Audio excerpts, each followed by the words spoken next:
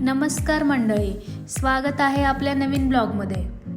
तर मी आज तुम्हाला वाटण बनवून दाखवणार आहे, जे की आपण 15 दिवस किंवा आरामात आपण फ्रीजमध्ये महिनाभर टिकू शकतो। तर मी त्याच्यासाठी 4 कांदे घेतलेत, 1 टोमॅटो घेतलाय, अर्धी वाटी खोबरं घेतलंय, 2 लसूण कांडी घेतली आहेत, कोथिंबीर घेतली, आल्याचा तुकडा घेतलाय आणि चणा डाळ घेतली आहे।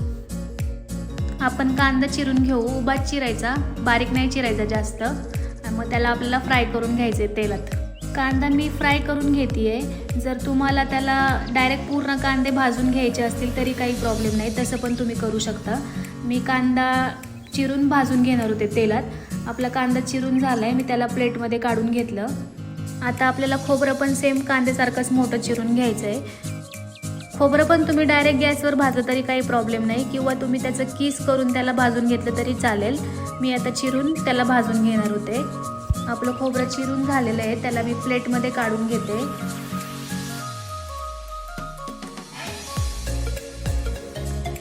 लसूण सोलून घ्यायचं आहे। आपल्या चॅनलवरचे व्हिडिओ तुम्हाला आवडत असतील तर लाईक करा, सबस्क्राईब करा, दुसऱ्यांना पण शेअर करा आणि व्हिडिओ कशा वाटतात हे कमेंट करून नक्की सांगा।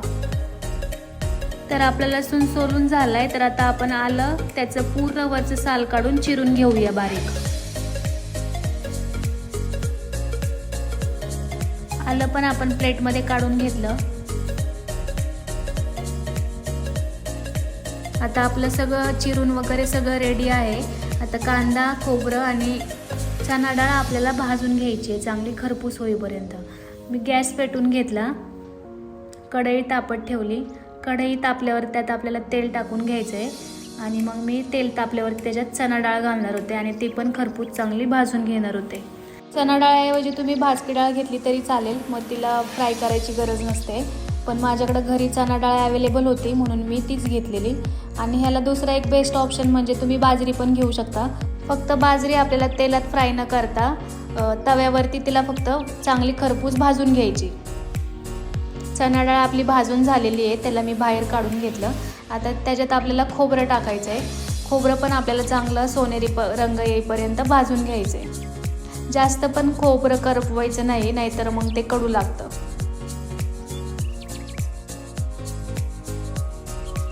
खोबरं पण आपलं चांगलं भाजून झालेलं आहे, आपण त्याला पण प्लेटमध्ये बाहेर काढून घेऊया। कांदा पण आपण चांगला सोनेरी रंग होईपर्यंत भाजून घेऊया।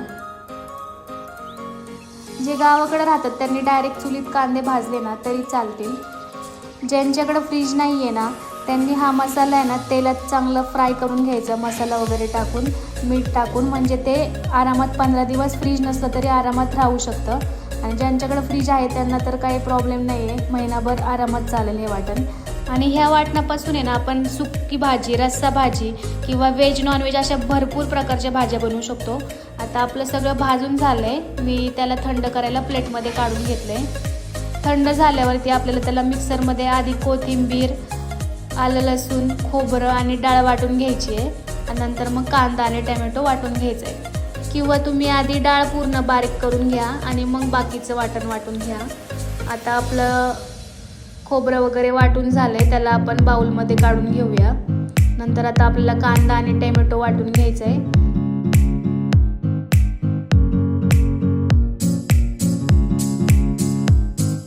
ते पण आपलं चांगलं वाटून झालंय, त्याला पण आपण काढून घेऊया आणि त्याला पूर्ण मिक्स करून घेऊया। आता हे जे वाटण काढले त्याला आपल्याला नंतर तेलामध्ये चांगलं फ्राय करून घ्यायचे आणि मग आपल्याला कोणती भाजी बनवायची ते आपण बनवू शकतो। आता ह्याच वाटणापासून मी चिकनची भाजी बनवलेली आहे आणि सुक्कं पण बनवले, तर तुम्ही बघा पुढे किती मस्त झाले। तर अशाच नवनवीन रेसिपी पाहायच्या असतील तर आत्ताच सबस्क्राईब करा। भेटू नेक्स्ट ब्लॉगमध्ये, बाय बाय।